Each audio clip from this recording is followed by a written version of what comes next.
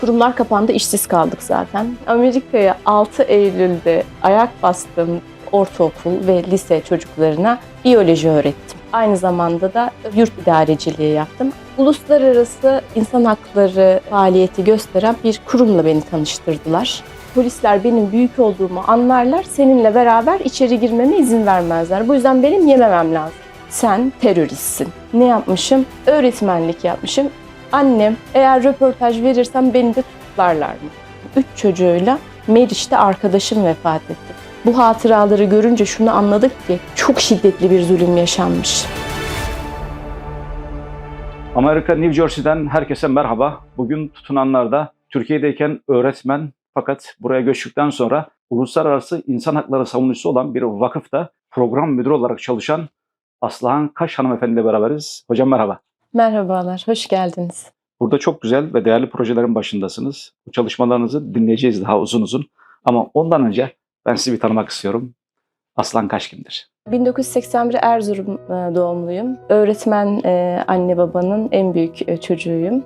2 erkek kardeşim var. Annemin bu başörtüsünü açmamak için köyde öğretmenlik yapmayı tercih etti. Köy okullarında aslında okudum. Ortaokul ve liseyi de ailemden ayrı bir şekilde yurtta okudum. Ben İmam Hatip Lisesi mezunuyum. Orta öğrenim başarı puanım 0,2 ile çarpıldı. Diş hekimliği, tıp fakültesi kazanabilecekken İstanbul Biyoloji'ye yerleşmiş oldum ve o zaman da başörtüsü probleminin ilk patladığı sene rektörümüz Kemal Alemdaroğlu, dekanımız Nur Serter falan kendimi ben ikna odasında buldum. Öyle çalkantılı bir süreçte İstanbul Üniversitesi Biyoloji'yi okumuş oldum. Tam burada şunu sormak istiyorum Aslıhan Hanım.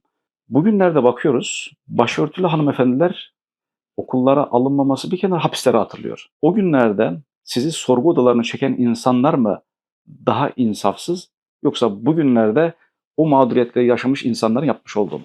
O zamanlarda bizi gerçekten hocalarımız aslında kendi düşünce dünyalarına çekmeye çalıştılar. Bir sürü programlar organize ediyorlar, davet ediyorlar.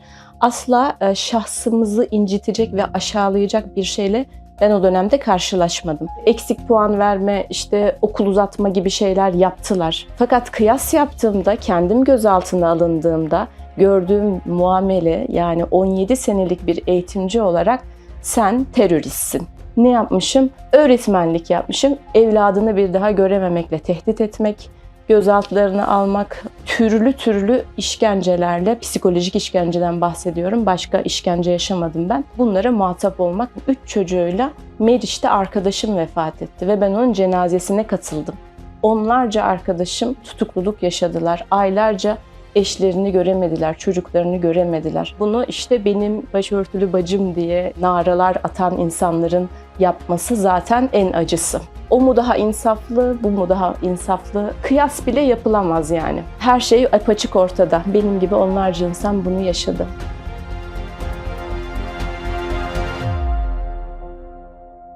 Öğretmenliğe başladım. İstanbul'da, Fatih'te ortaokul ve lise çocuklarına biyoloji öğrettim. Aynı zamanda da özel yurtlarda yurt idareciliği yaptım. Aslında ömrüm ortaokul, lise ve üniversiteli çocuklarla geçti. Yani 17 senem bu çocuklarla beraber, çok yakın bir üniversiteden beraber aynı evde kaldığımız bir arkadaşımın vesilesiyle eşimle tanıştım. 25 yaşında evlendim. Eşim de yine eğitim sektöründeydi. Biz beraber eğitim sektöründe bir çift olarak İstanbul'da hayatımıza devam ettik. Hayatınızda bir eğitimci olarak hem de sevdiğiniz iş yaparak çocuklarla haşır neşir bir vaziyette mutlu mutlu yaşarken buralara nasıl geldiniz? Her şey bir gecede o köprünün işgal edilmesiyle başladı. Bir gecede çalıştığımız kurumların kapandığını öğrendik. Kurumlar kapandı, işsiz kaldık zaten. Sonra eşim Bursa'da çalıştığı kurumdaki arkadaşlarının tutuklandığını gördü. Ve eşim dedi ki ben gideceğim dedi. Eşim 2 ay sonra ülkeden ayrıldı. Ben 2 çocuğumla, bir kızım bir oğlum var. İstanbul'da. Oğlum küçüktü, daha farkında değil. Ama kızım tam yeni ergen oluyor, 10 yaşında. Yani parklarda falan babam diye böyle tebeşirlerle babasını çiziyor. Böyle gerçekten çocuklar Hani çok büyük endişe ve kaygı yaşadılar. Hani o babalarının gidişi. Onu uğurlarken demişim ki ben ona, gidiyorsun ama belki biz 2 sene birbirimizi hiç göremeyeceğiz. 2 seneyi niye dediğimi bilmiyorum. Bunu bana eşim sonradan hatırlattı. Ve ben Amerika'ya 6 Eylül'de ayak bastığımda 2018 yılında 2 sene 6 gün olmuş tam. Yani eşimden ayrılalı böyle bir ayrılık yaşadım. Ben açıkçası önce anlayamadım çocuklarımın neler yaşadığını. Etrafınıza bakmaktan dönüp kendi ailenize bakamıyorsunuz. Arkadaşlarıma yardımcı olmaya, işte arkadaşlarımın çocuklarıyla beraber hep beraber faaliyet yapalım. Yani böyle birbirimize tutuna geçirdiğimiz bir 2 sene oldu. Birçok arkadaşımın eşi de ya yurt dışına çıkmak zorunda kaldı veya cezaevine girdi. Her gün kötü bir şeyle uyanıyorsunuz. Ya adliyeye gidiyorum, birinin duruşmasına katılıyorum. Ya biri gözaltına alınıyor, arkadaşlarımdan biri avukat ayarlıyorum. Ya biri cezaevine gidiyorum AVM'den alışveriş yapıyorum, cezaevi valizi hazırlıyorum. Çocuklarımın tam ne yaşadığını ben Amerika'ya gelince fark ettim. Fark ettiğim şey, çocuğum çok büyük bir acı yaşamış ve ben onun acısını görmemişim. Bedeli ağır oldu çünkü çocuğum çok zor bir ergenlik geçirdi. Ben de onunla beraber kendimi Amerika'da iyileştirme yoluna girdim. Türkiye'de bunu yapacak zamanınız yok yani. Sadece benim çocuklarım değil, yani binlerce çocuk Türkiye'de bir bilinmezlik içerisinde yaşıyor. En acısı bu. 2 yıl 6 gün sonrasında aile birleşmiş oldu. Burada yeni bir hayata başladınız. Nasıl başladı? Buraya geldiğimde eşim benden önce gelip yerleştiği için zaten bize bir hayat kurmuştu açıkçası. Ben küçükken 10 yaşındayken diyelim ki ailenin kadınlarına haksızlık yapıldı erkekler tarafından. Böyle aslan kesiliyordum mesela. Babama, anneme böyle davranamazsın diye. Küçücük 10 yaşındayken böyle bir yapım var zaten. Yani bir yerde haksızlık olduğu zaman müdahale etme. Onlarca arkadaşıma mahkemede hakim sana, savcı sana şunu sorduğunda ne denilir, ne dersen kendini kurtarırsın. Onlarca kişiye bu şekilde rehberlik yapmış olabilirim. Yani Türkiye'de de bu şekildeydim zaten. Buraya geldiğimde de hemen arkadaşlarıma soruşturdum. Burada dedim insan hakları kurumu var mı? Arkadaşlar da uluslararası insan hakları faaliyeti gösteren bir kurumla beni tanıştırdılar. Kurumla ilk tanıştığımda bebekleriyle cezaevinde kalan annelerle röportajlar yapar mısın dediler bana. Böyle bir ihtiyacımız var. Tanıdığım bir sürü insan var. Onlarla ses kayıtları almaya, onların hayatlarını kayıt altına almaya başladım. Bebekleriyle cezaevinde kalan annelerle ilgili yapılan çalışmadan bir rapor elde edildi. Bunlar Avrupa Konseyi, Birleşmiş Milletler gibi birçok kuruma gönderildi. Sonrasında birçok projede aslında görev aldım. Beni en çok heyecanlandıran sokak protestolarıydı. Hem organizasyonunda görev aldım hem de katıldım. Özellikle Kadın Hakları Günü'nde yaptığımız protestolar Manhattan'da birçok yerde 30 ülkede organize edildi. Bir anne kendisi için bunun yapıldığını gördüğünde öyle güzel mesajlar aldık ki yani bu 6 senelik süreçte, yani Allah sizden razı olsun, yani bizi unutmadınız. Canıma kıymayı düşünüyordum ama gördüm ki bizim için gayret gösteriyorsun diye ben kocaman mektup aldım Türkiye'den. Çalışmaktan onur duyduğum projelerden bir tanesi Stories of Hope, Umut Hikayeleri projesi. Bundan 3 sene önce mülteci çocuklar ve Türkiye'de anne babası tutukluluk yaşamış çocuklardan umuda dair hikayelerini istediğimiz bir proje olarak aslında hayata geçti. Bize 400 hikaye geldi. Biz bunlardan işte 41 tanesini bu kitapta buluşturduk. Hikayelerin her birini tek tek okuduğumda gördüğüm şey 13 yaş, 17 yaş çocuklar bunlar.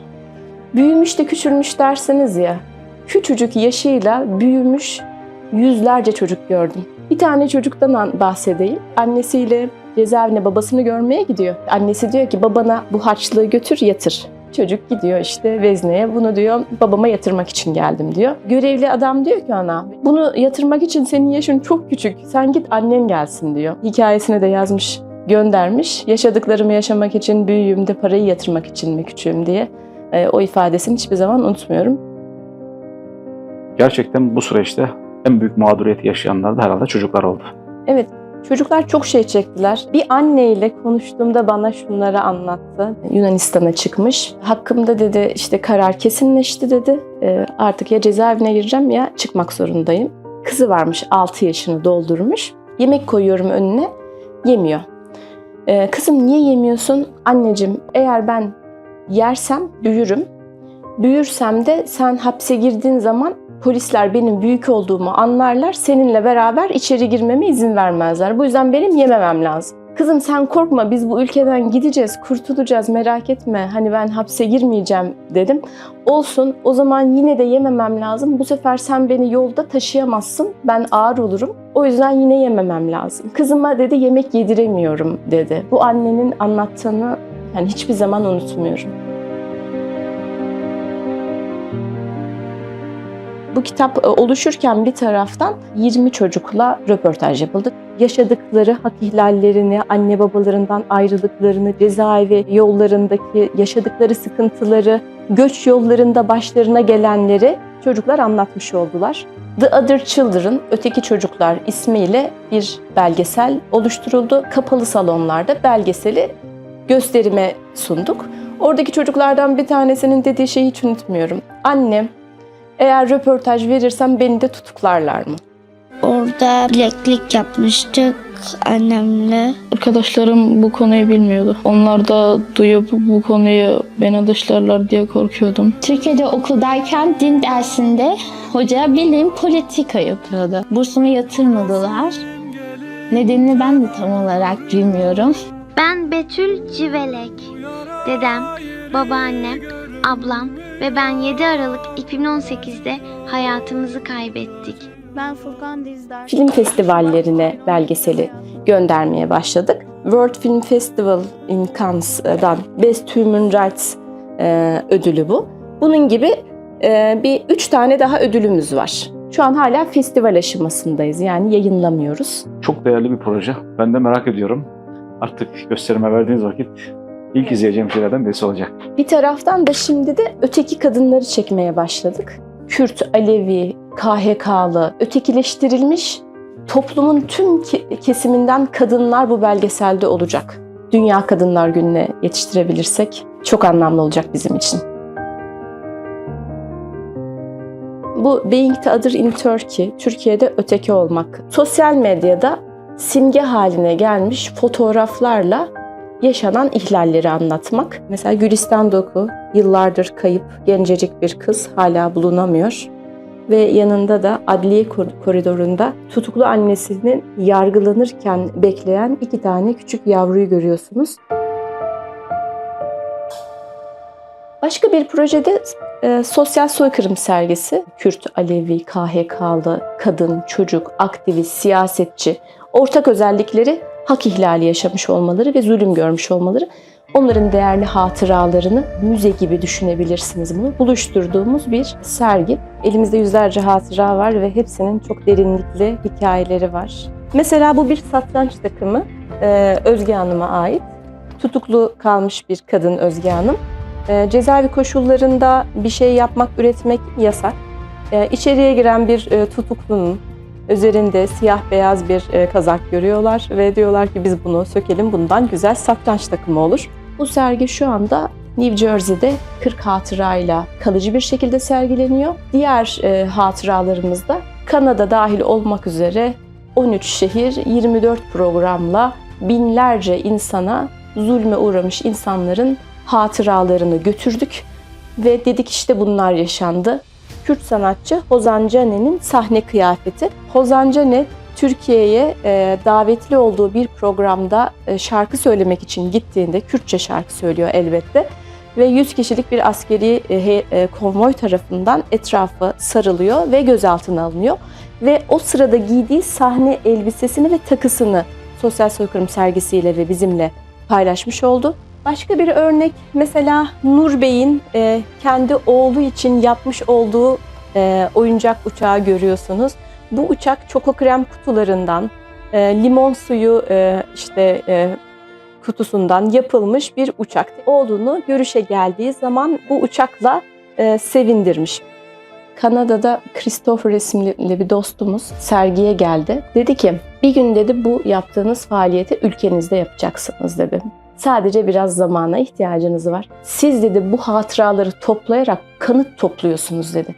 Başka bir hatıra da Ömer Faruk Gergerlioğlu'ndan. Ömer Faruk Gergerlioğlu sadece atmış olduğu bir tweetten dolayı mecliste gözaltına alındı ve ayağında abdest terlikleri vardı. Polislerden müsaade istiyor. Kıyafetlerimi değiştirebilir miyim ve ayakkabılarımı giyebilir miyim? Fakat karga tulumba gözaltına alındığı için müsaade edilmiyor. Özellikle sergimiz için mecliste bana giydirilmeyen ayakkabılarımı sizin serginize göndermek istiyorum şeklinde bizimle bu ayakkabıları paylaşmış oldu. Serginin gezen bir sergi olmasına vesile olan Amerikalı dostumuz var, Kerry. Ben bunu kendi şehrimde yapmak istiyorum dedi ve bir katedralde, bir çöşte ve bir üniversitede bu sergi 7 gün boyunca sergilendi. Binlerce Amerikalı geldi, gördü ve hatta orada işte o Amerikalı dostumuz, organizatör Kerry'nin şöyle bir sözü var programda. Dedi ki oradaki Haziron'a, bu program bitince gidin dedi o hatıraların karşısına. Onlara isimleriyle seslenin dedi. Ali deyin, Muhammed deyin, Hatice deyin ve onları anlamaya çalışın, neler yaşamışlar. Salon gözyaşlarına boğuldu. O isimleri de söylemesi ilginç oldu. Sen bu isimleri özellikle mi düşündün? Dedik ona. Yok, ben öyle Türk ismi düşünüyordum, onlar aklıma geldi dedi. Ve arkadaşım şöyle ifade etti ona, dedi ki Kerry dedi, bu isimler dedi İslamiyet'e ilk inanan kişileri saydın, Efendimiz'i saydın zaten, işte eşini ve damadını. Bu sergiyi biz Amerika'da ilk gerçekleştirdiğimizde bize ilk inanan ve bunu yani dolaştırmalısınız diyen kişi oldun. Ümit ediyorum ki Allah katında o ilklerden olma konumunu aldığını düşünüyorum, bu sevabı aldığını düşünüyorum şeklinde ifade etti. Bizim için çok duygusal bir anıydı bu. Başka bir hatıra, Tahir Elçi'nin kravatı. Tahir Elçi, Diyarbakır Barosu Başkanı ve insan hakları savunucusu. Yine insan hakları ile ilgili vermiş olduğu bir demeç sırasında kimliği belirsiz kişiler tarafından öldürülüyor. Eşi Türkan Elçi, Tahir Elçi'nin en sevdiği kravat olarak bu kravatı sergimize bağışladı. Biz de bu serginin röportajlarından oluşan Kanlı Kravat ismiyle bir kitabı Google Books ve Google Play'de yayınlamış olduk.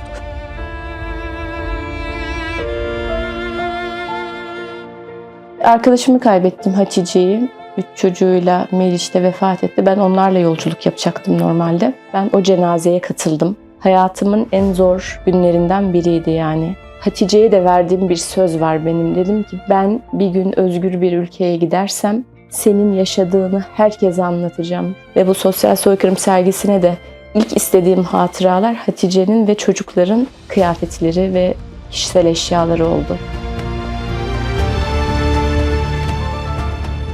Bu hatıraları görünce şunu anladık ki çok şiddetli bir zulüm yaşanmış. Çünkü işkence gören Garibe Gezer'in cezaevinde yaptığı gülü görünce insanlar ya da Levent Bebeğin cezaevinde emeklerken yırtılan pijamalarının görünce 3 sene boyunca hiç gökyüzünü görememiş. İnsanların tabii buna kayıtsız kalması imkansız bir şey.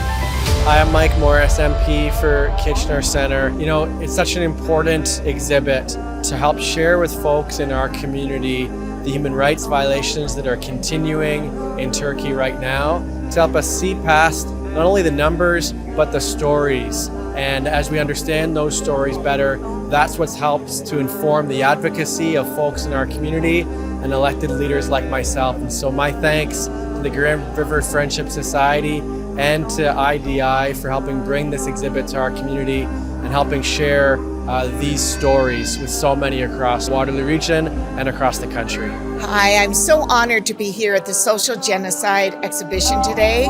It's so important that we remember the stories of the persecution. This is focusing on Turkey, but we know there's been genocides throughout the world and still going on. And it's hard sometimes for us here in Canada who've been born here to really get a true appreciation of what some people have been through.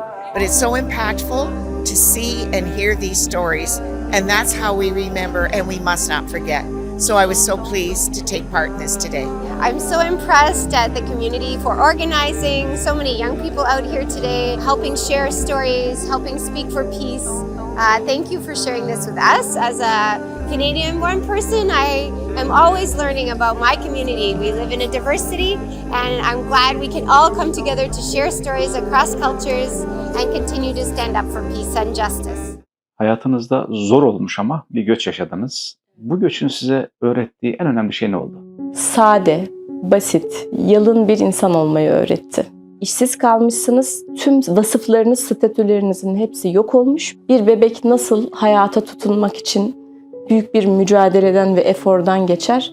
Ben kendimi açıkçası böyle hissettim. Herkesin görebileceği bir yere bir şey yazmak isteseydiniz, siz konuşmayı seviyorsunuz veya herkesin duyacağı bir yerden seslenmek isteseydiniz ne söylemek isterdiniz? Herkese adil olun, çocuklara zulmetmeyin demek isterdim. Çünkü çocuklara zulmeden herkese zulmeder. Gazze'de, Uygur Türklerine, dünyanın her yerinde yetişkinler bir şeyler yapıyorlar. En büyük faturasını da maalesef çocuklar ödüyorlar. Evet Aslan Hocam, yaptığınız iş çok değerli bir iş. Başarılarınızın devamını diliyorum. Programımızın sonuna geldik. Son olarak ne demek istersiniz? Daralmanın ve sıkışmanın son noktası baş alıp ferahlamanın başlangıcıdır diye çok inandığım bir söz var. Her şey bitti dediğiniz yerde mutlaka bir şeyler filizleniyordur. O filizlenen şeylere dönün ve bakın. Umudunuzu yitirmeyin. Bu zorlukları böyle değerlendirin lütfen ve ümidinizi asla yitirmeyin demek isterim.